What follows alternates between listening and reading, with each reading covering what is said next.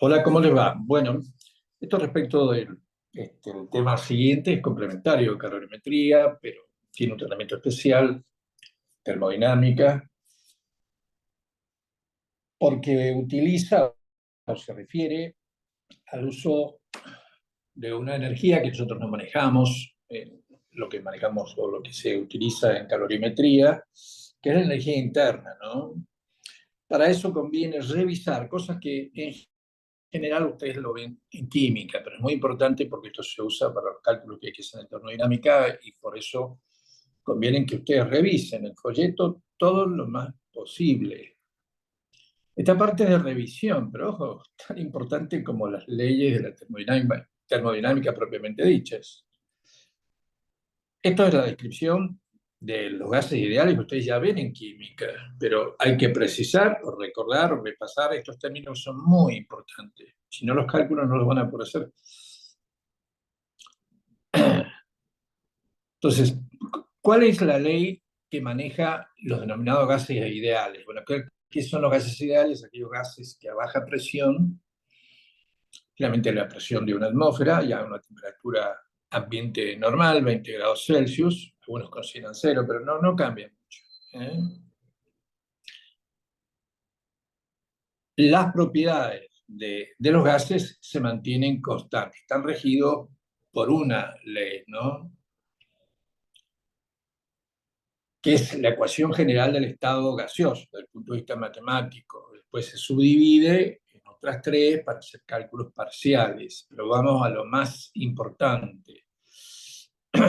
Es decir, esta ley contempla la relación entre presión, volumen y temperatura en relación a la cantidad de gas que tiene un recipiente determinado. Siempre acordate que cuando se habla de sistema, el sistema puede ser sólido, líquido, gaseoso, el más propicio, el más adecuado para adaptarlo a las descripciones que utilizan, es usar un sistema formado por un volumen gaseoso, que obviamente está contenido en un recipiente. Entonces tiene un volumen determinado, tiene una presión determinada, tiene una temperatura determinada y tiene un número de partículas que forman lo que se denomina sus moles, o la cantidad de gas que contiene medida en esa unidad que se denomina moles, ¿no? Vos sabés que ese número, o sea, para tomar un poco la descripción que ustedes tienen ven anotada allí, que yo remarco, etcétera, esta es la parte pizarra, que es un extracto de lo que yo pongo en el folleto, extraído de los textos, no es otra cosa. El gas ideal, a lo que se refiere esta concepción, esta evaluación, es un conjunto de partículas, moléculas, átomos, moléculas que se mueven en forma inesperada, se le denomina aleatoria, porque el movimiento puede ser cualquiera, no tiene previsibilidad, ¿no es cierto? Y no tienen fuerza de atracción intermolecular o interparticular. No existe eso. Muy distinto a lo que ocurre con líquidos y sólidos, lógicamente, que hay atracción intermolecular. Por eso se mantienen unidas. Puede fluir si es un líquido, no fluye si es un sólido. Acá no participa eso. Participa solamente el movimiento, la energía cinética o la energía molecular, que es la energía de movimiento. Estoy hablando para determinar la presión de una masa gaseosa, ¿no?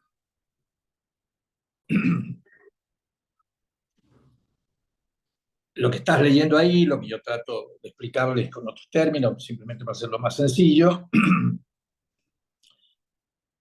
es decir, lo que no se considera acá es la atracción intermolecular, sino que es la energía cinética molecular de los gases a una temperatura determinada, para un volumen determinado, para el número de partículas, que es el número de moles, ¿no? Ya sabes que el mol es simplemente un número, ¿eh? Y se encuentra el mismo número de partículas en un mol de cualquier sustancia. Esa es una generalización que tiene la denominación de mol. Ahí yo te doy tres ejemplos, que son los que propone el libro, que es el helio, un gas, o el hierro o el aluminio, dos metales. Si se tiene un mol de cualquiera de esas sustancias, inclusive para cualquier estado, quiere decir que se tiene el número de Avogadro de partículas. Ese número de Avogadro es un número concebido en base a un cálculo particular, no tiene trascendencia, yo lo pongo realmente ahí, pero no tiene importancia cómo se averiguó el 602. Tiene que ver con un cálculo, pero no es indispensable esa parte saberlo. 6,02 por 10 a la 23 partículas de moléculas o de átomos o de iones, inclusive, conforman un mol de una determinada sustancia. Bueno, ¿y cómo se obtiene desde el punto de vista práctico? Yo también te remarco ahí en la pizarra. Se divide la masa de una sustancia determinada, la que te propongan. Hay 30 gramos de oxígeno, hay 4 gramos de hidrógeno, etcétera, etcétera. ¿Cuántos moles hay? Entonces se divide la masa de una sustancia, dividió la masa molar, ¿eh? Que es la masa de un mol de esa sustancia, que tiene el número de Avogadro de partículas. Bueno, sin complicarlo más allá, sin hacerlo, es eso. Yo te lo estoy remarcando, vos lo conoces de antes, lo estás revisando, y si no, volver a leer, porque el folleto tiene todos los detalles, inclusive con un poco de más precisión en cuanto a las explicaciones, porque salen los textos, y este texto que Serwe, el texto de referencia Serwe, está también Sears, como la base central de la referencia bibliográfica. Yo te pongo todos los detalles allí, no me quiero demorar en cosas que no son tan trascendentes para lo que ustedes tienen que usar. A partir de ahí, uno puede obtener las leyes de los gases. Y hay una ecuación general, se denomina ecuación general del estado gaseoso, ley de los gases ideales, así es su denominación, donde se considera los 5 elementos que estábamos hablando, o mejor, los 4 elementos, perdón: presión, volumen, temperatura y el número de moles. Presión, volumen, temperatura y el número de moles. Y con ello, entre la interrelación entre esas 3 variables, entre esas 4 variables, perdón, aparece una, una constante que es la constante general de los gases, ¿no? Entonces ahí, bueno, vos sabés que se denomina la ley de los gases ideales, donde la relación producto presión por volumen es igual al número de moles por la constante universal de los gases por la temperatura absoluta. Siempre acordate que se trabaja con grados Kelvin, ¿no? Todo eso que está incorporado en esa fórmula presión-volumen igual número de moles constante RT, se puede subdividir o desglosar según la necesidad que exista por el tipo de tratamiento que se le da a una masa gaseosa en 3 fórmulas que tienen nombres propios. Esa es la ecuación, repito, me vuelvo, la ecuación general de relación de los gases ideales. Presión por volumen igual número de moles constante y temperatura. Pero si uno hace un cálculo, un manejo a temperatura constante, un determinado número de moles de un gas determinado, las variables que quedan por relacionar son, si es a temperatura constante, lo que queda por relacionar es presión y volumen. Si la temperatura es constante, la ley que lo maneja es más allá del nombre, te puedes olvidar. Es la ley de Boal, ustedes habrán visto que es Boal y Mariotte, no importa eso. Olvídense si quieren, se llama así, de esa manera. Y la relación entre las presiones es inversamente proporcional a los volúmenes cuando la temperatura es constante. La primera expresión que yo lo hago manuscrito, es eso que tienes ahí. La relación entre las presiones, o las presiones son inversamente proporcionales a los volúmenes que soporta una masa de gas a temperatura constante. Y la otra conversión, la otra transformación o tratamiento es cuando se produce un cambio a presión constante, que se denomina ley de Charles, donde si la presión es constante, los diferentes volúmenes que ocupa una misma masa gaseosa es inversamente proporcional, es directamente, perdón, a presión constante son directamente proporcionales a las temperaturas que soportan. Esto es a presión constante. El valor de un volumen es directamente proporcional a las temperaturas que soporta. Volumen 1 sobre volumen 2, directamente proporcional a la ley de Charles. Y la tercera es la ley de Gay-Lussac, o Lussac, o Gay-Lussac, indistinto. Eso no interesa, y es una conversión isovolumétrica, si querés isotérmica, isobárica e isovolumétrica. Las diferentes presiones que soporta la misma masa gaseosa es directamente a volumen constante, directamente proporcional a las temperaturas que soporta. Tanto presión con temperatura como volumen con temperatura son directamente proporcionales. Lo que es diferente es la relación volumen-presión, que son inversamente proporcionales. Este es Gay-Lussac. Bueno, pero esas son las partes básicas de la ley de los gases que tienen que manejar.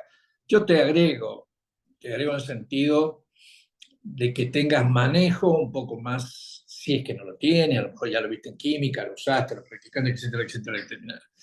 Así que de ahí uno, de esa fórmula, presión, volumen, número de moles constantes y la ecuación general de estado, la ecuación de estado, vos podés despejar la R,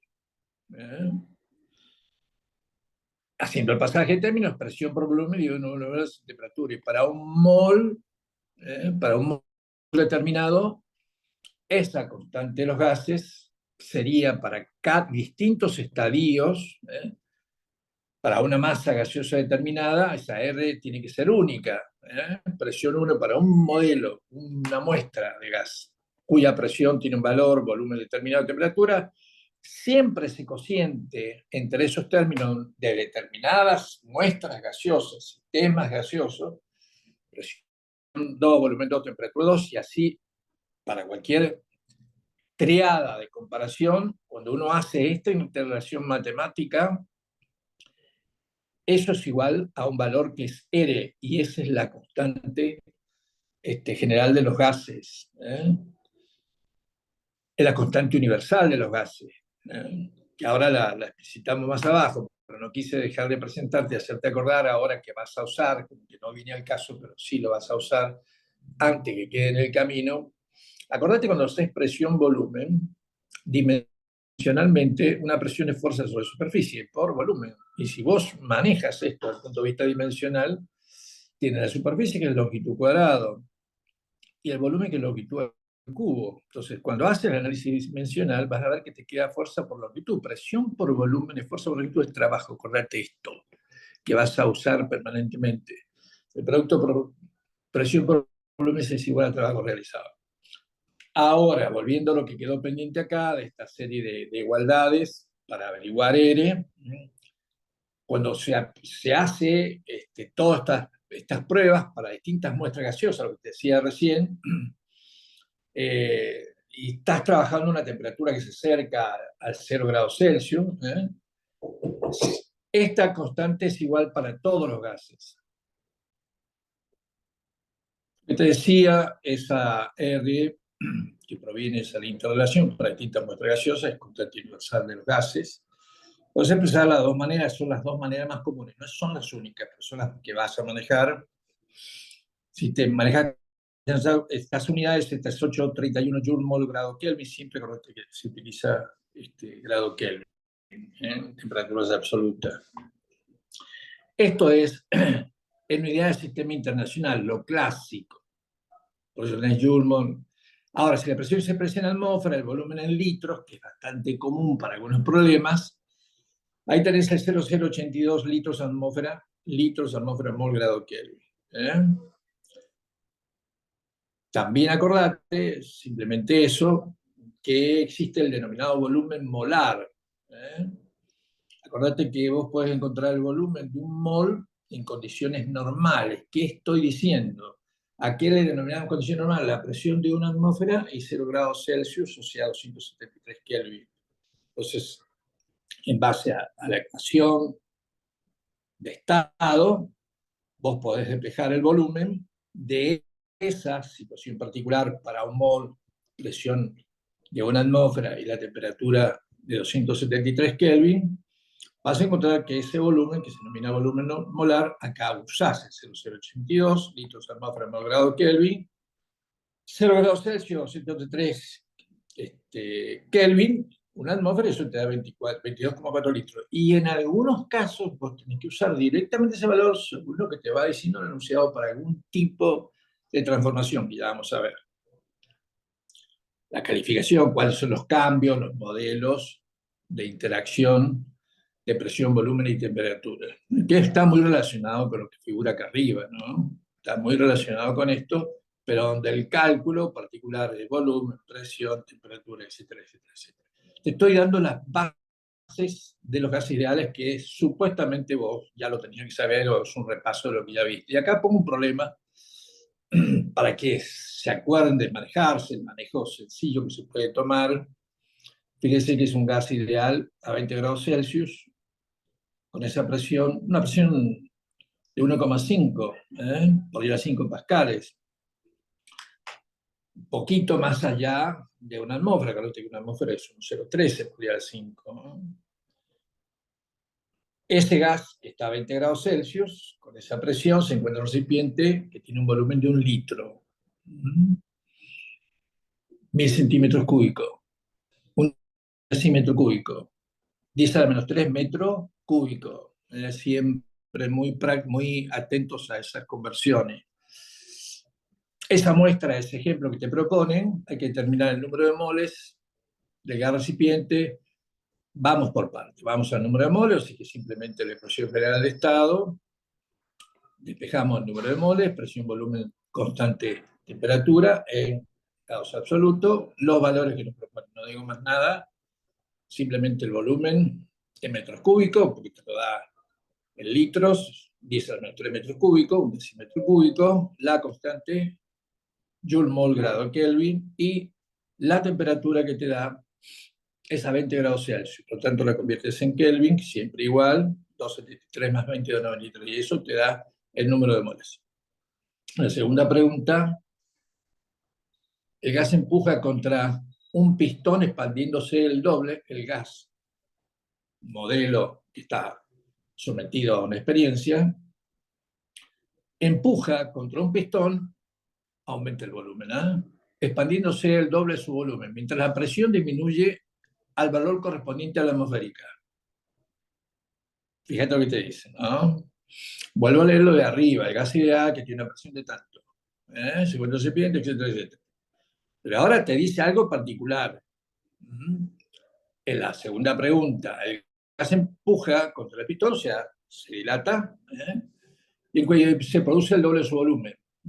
Pasó a 2 litros, mientras que la presión disminuye al valor correspondiente a la atmosférica. Encuentre la temperatura final. Te dan indirectamente todos los datos que vas a manejar para encontrar la temperatura final. Quiere decir que de la ecuación general que vos conoces, acá como que te encontrarías, no es ningún problema. Vos haces el pasaje PVT, presión, volumen, temperatura, igual a N por R.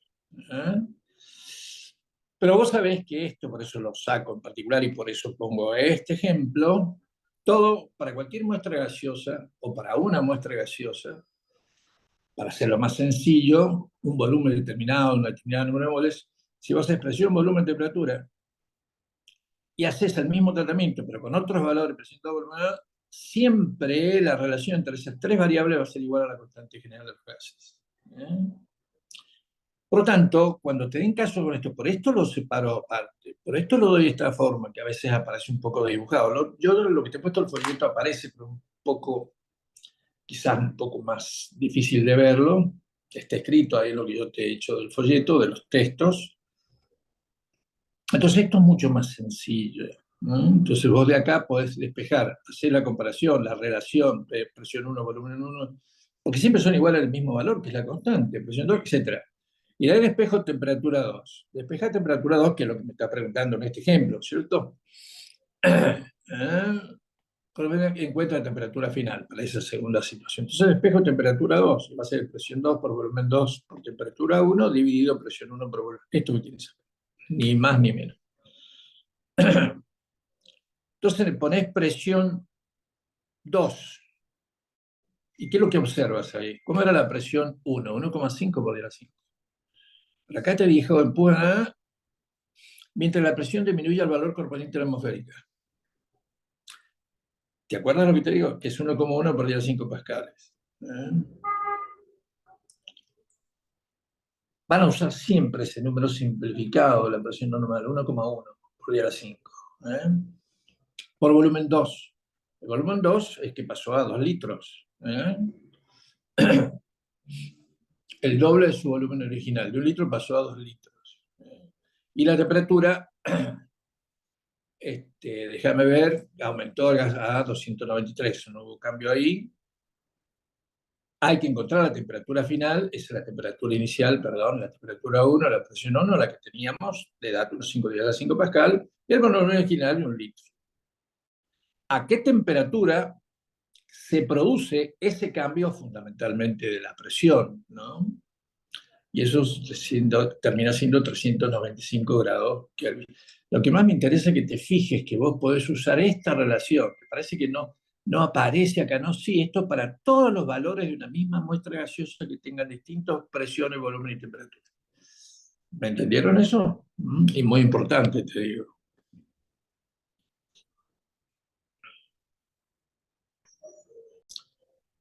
Bueno, visto esa primera parte, que es la revisión de la ley de los gases ideales, entrando en termodinámica propiamente dicha, nosotros vemos la primera ley de la termodinámica.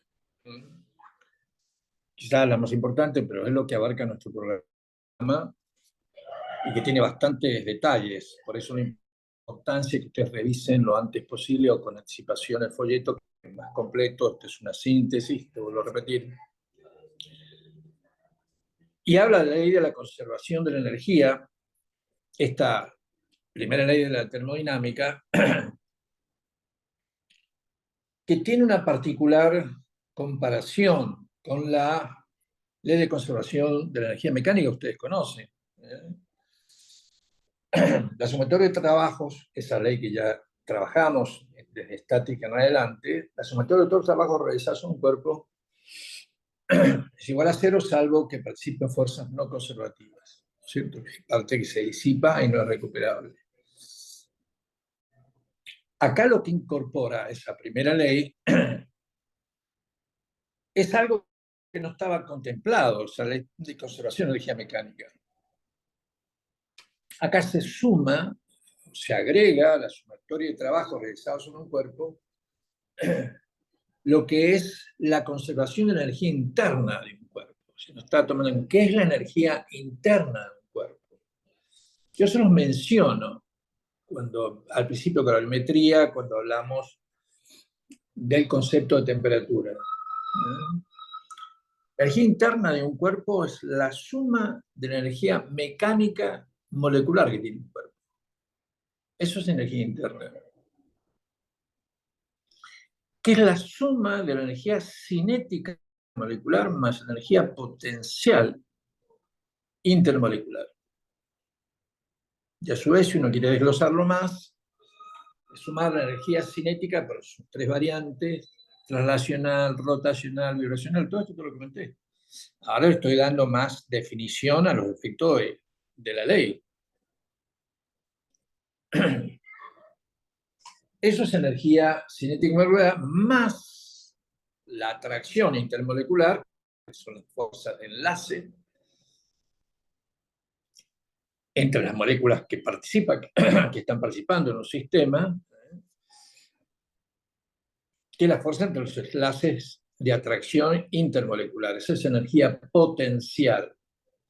La suma de toda esa energía es la energía interna, cinética, más energía potencial molecular de todas las moléculas sumadas, obviamente, eso te da la energía interna de un cuerpo. Entonces es una generalización más amplia de la ley de la conservación de energía. Eso es la primera ley de la termodinámica. Por eso también ves que yo subrayo detalles que están en el folleto. Es una relación o una conexión, una interacción entre los mundos macro y microscópico, ¿no?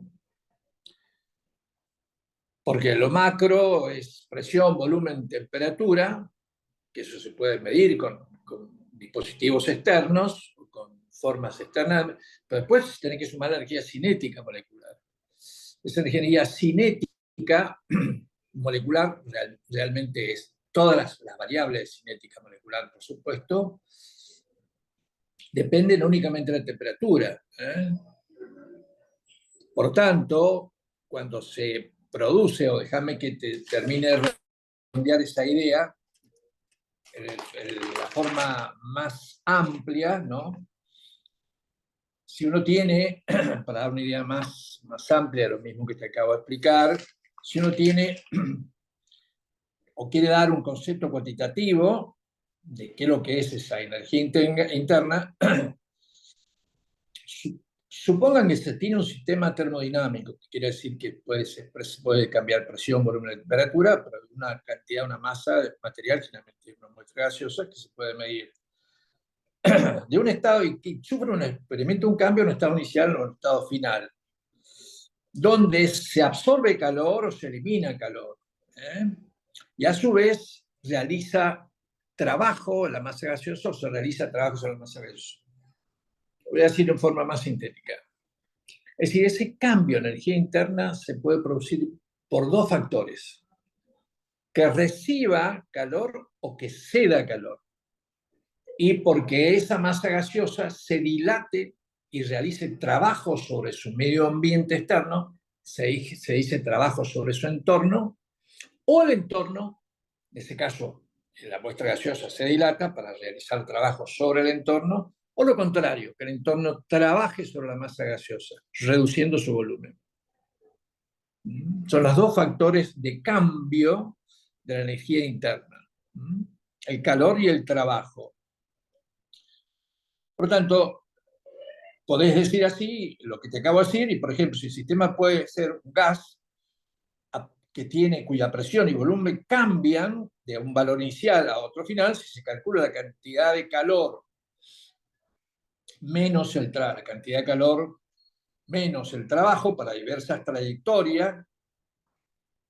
Es decir, si uno parte de un punto determinado y llega a otro punto final, el mismo, si se calcula la cantidad de calor menos el trabajo realizado para distintos caminos seguidos, pero que unen los mismos estados inicial y final, se encuentra que la diferencia entre el calor recibido y el trabajo ejecutado por esa masa gaseosa es igual para todos los tipos de transformaciones que uno puede hacer de un punto inicial a otro punto final. Ahora te lo muestro con gráfico.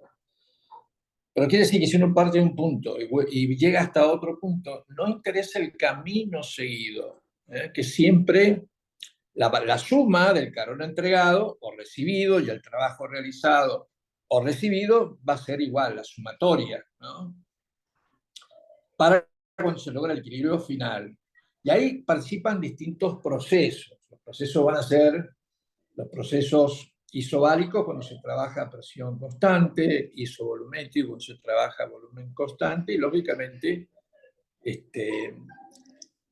isotérmico cuando se trabaja a temperatura constante. No sé si lo repetí. Bueno, presión, volumen y temperatura constante para los tres procesos más clásicos.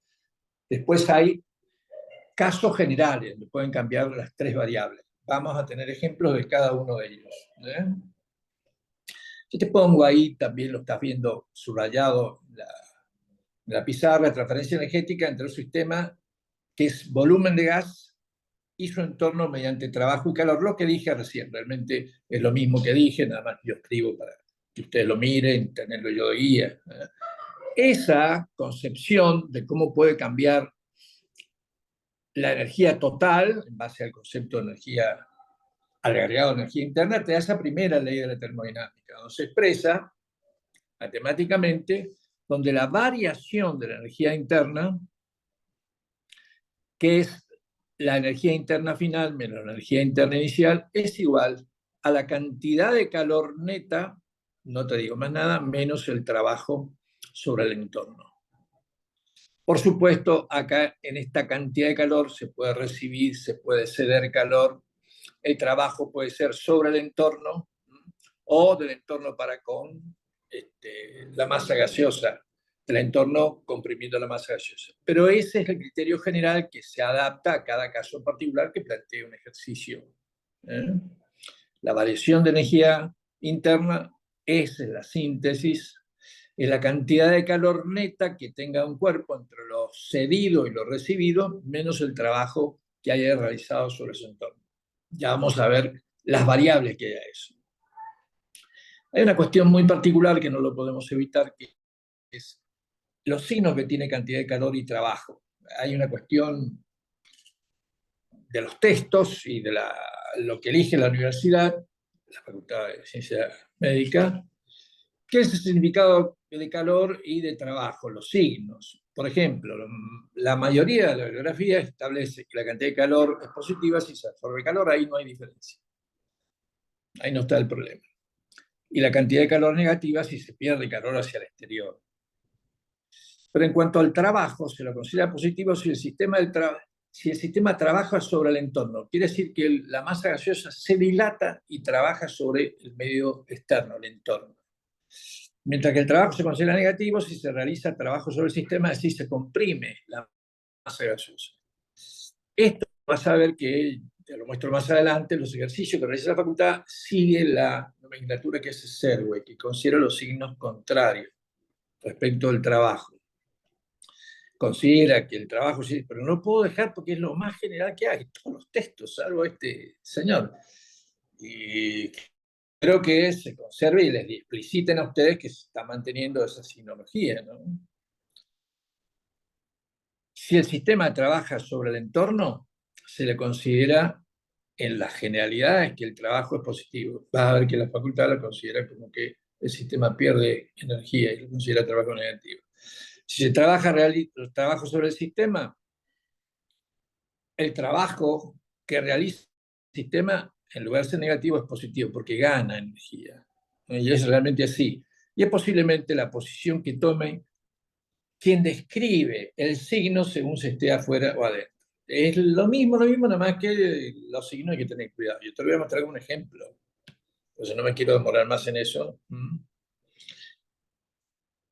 Yo te quiero terminar esta primera parte insistiéndote en esto para que no pierdas de vista que la energía de átomos y moléculas del sistema, energía interna, lo dije al comienzo, energía de los átomos y moléculas del sistema, crea energía cinética más energía potencial. La energía cinética, los movimientos clásicos, rotacional, vibracional y traslacional.